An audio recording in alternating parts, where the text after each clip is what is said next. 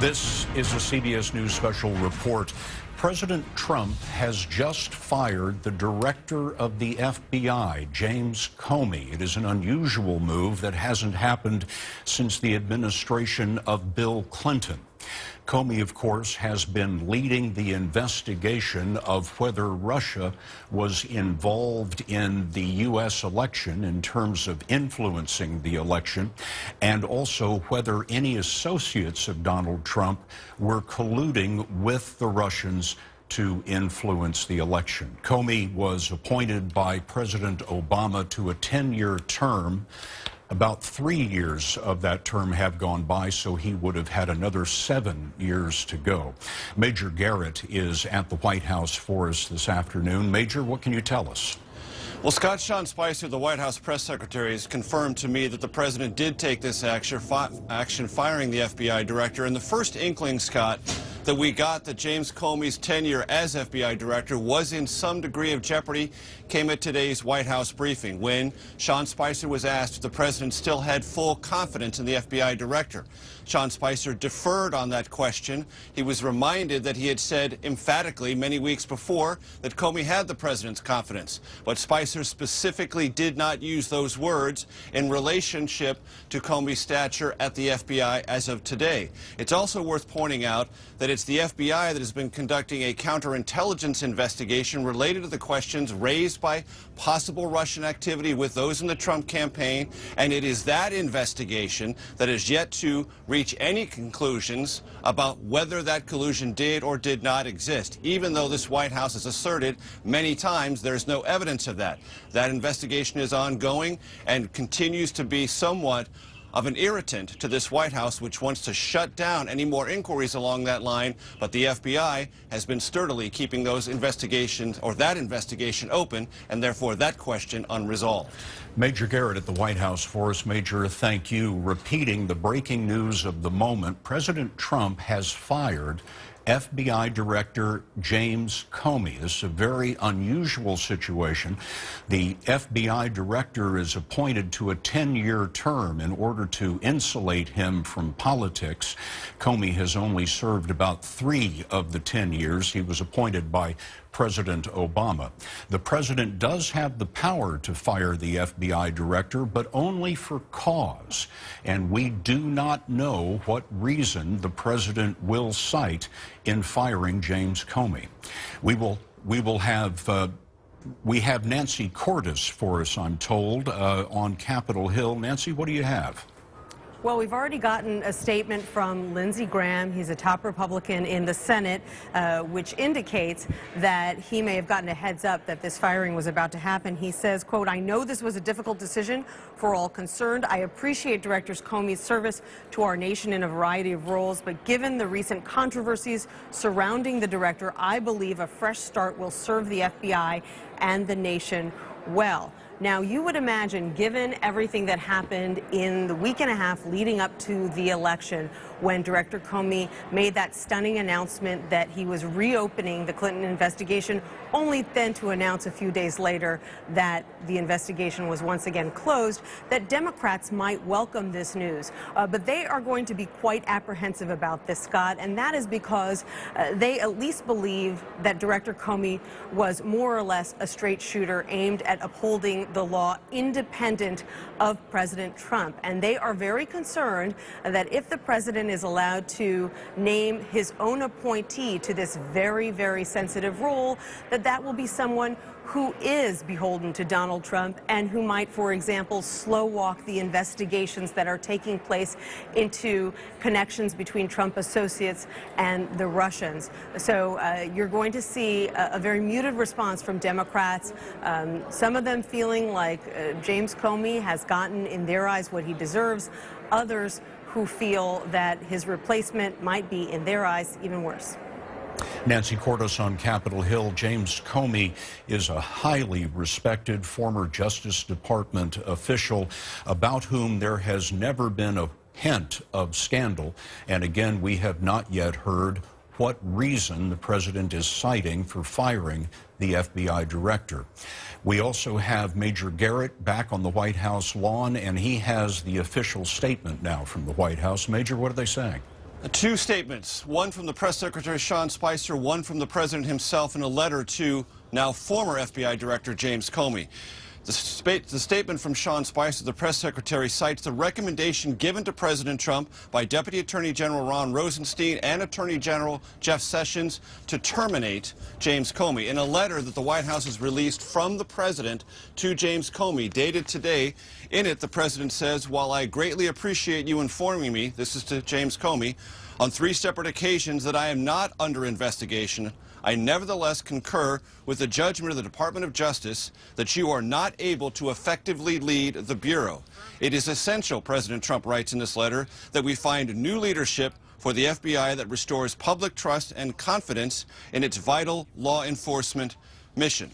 This letter says that Comey has been terminated effective immediately. Scott? Major, would you, for clarification, read that first line again? Yes, this is from the President of the United States to the FBI Director. "While I greatly appreciate you informing me," meaning Comey informing the President, "on 3 separate occasions," I'm quoting directly, the President says, "that I am not under investigation. I," meaning President Trump in this letter says, "nevertheless concur with the judgment of the Department of Justice, that you, Comey, are not able to effectively lead the Bureau." And what the president would have been referring to, Major, in terms of him being under investigation, would have been something to do with the FBI's investigation of whether Russia had interfered with the U.S. election that made him president. And if there was any activity that could be construed or legally prosecuted as amounting to collusion. Now, when the president says he is not under investigation, that is one aspect. But that doesn't suggest, nor does it assert, that no one around him or associated with his campaign isn't. Major Garrett, thanks very much. Now, we want to remind you a little bit of the background here. James Comey, of course, during the election campaign, announced that the FBI was investigating whether Hillary Clinton had misused, if you will, classified information and put it on a non-classified email server that she was using for her email correspondence at the time. After a certain point before the election, Comey came out and said that there was no reason to charge Mrs. Clinton, that some of what she had done had been extremely careless, he said, but did not rise to the level of a criminal action. Then, a few days before Election Day, Comey announced that new emails had been discovered and the FBI was reopening its investigation of Mrs. Clinton. Nothing came of that either, but former Secretary Clinton has blamed James Comey for costing her the election. There has been some controversy over the last couple of days about James Comey's testimony about the Clinton email situation. Nancy Cordes has been covering that for us on Capitol Hill. Comey testified, Nancy, recently before the Senate. Tell us what's happened today on that. Right. He testified before the Senate Judiciary Committee 6 days ago, and this was really his first opportunity, Scott, to explain his rationale for coming out 11 days before the election and letting Congress know, in a way that he was surely aware would soon be divulged to the public, that his agents were reopening their investigation. He said that at the time when they discovered that there were hundreds and thousands, as he put it, of emails that Huma Abedin, Hillary Clinton's close aide, had forwarded to her husband, the former Congressman Anthony Weiner, to print out, that he felt that he simply had no choice but to alert Congress as his agents went through those emails. He also said that a number of those emails contained classified information. Well, CBS News, other news outlets quickly began to get word from sources who are close to this investigation that actually that was not the case, that Huma Abedin didn't forward hundreds and thousands of emails to her husband, but actually only sporadically forwarded emails to him, and that the bulk of these 49,000 or so emails that were on Anthony Weiner's computer actually were the result of an automatic backup of a BlackBerry device, and that none of the emails were marked classified when Abedin sent them to her husband. That has generated a great deal of confusion, as you can imagine, here on Capitol Hill, Scott. Senators from the right and the left trying to figure out exactly what the truth is and what is fiction. And it was very surprising coming from the FBI director for two reasons. First of all, as you pointed out, he is a long-time legal expert who typically chooses his words very carefully and clearly knew that he was going to be grilled on this topic by the Senate Judiciary Committee. This was key to his explanation for why he took the steps that he did to alert Congress about the reopening of this investigation. And so it was only a few hours after word began to get out more widely here on Capitol Hill that he had either misspoken or misled Congress that this announcement came from the White House. And in fact, only a short time ago, Congress got a letter from the FBI clarifying what it was that Director Comey meant to say in that hearing last week. Nancy Cordes, thank you very much. Want to mention that James Comey used to be the Deputy Attorney General of the United States. He was number 2 in the Justice Department running its day-to-day operations, and he was appointed to that post by Republican President George W. Bush. We also have Major Garrett back on the White House lawn. Major, you have new details as this story is breaking.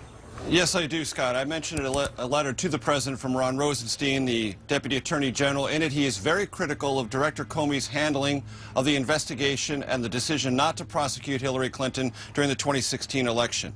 In this letter, he says to the president, "I cannot defend the director's handling of the conclusion of the investigation of Secretary Clinton's emails, and I do not understand his refusal to accept the nearly universal judgment that he was mistaken.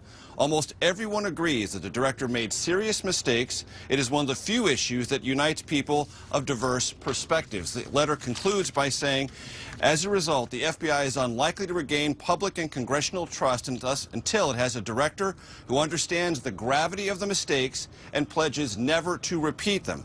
Having refused to admit his errors, the director cannot be expected to implement the necessary corrective actions." It is this letter from the Deputy Attorney General sent to the president that the White House says led to Comey's dismissal. Again, this is an extremely rare event. Comey would become only the second FBI director in the history of the Bureau to be fired by the president. The other one happened in 1993 when President Clinton fired William Sessions. To repeat, President Trump has fired FBI Director James Comey. We're going to have much more about this on your local CBS station, on our streaming news service, CBSN, and right here tonight on the CBS Evening News. Until then, I'm Scott Pelley, CBS News in New York.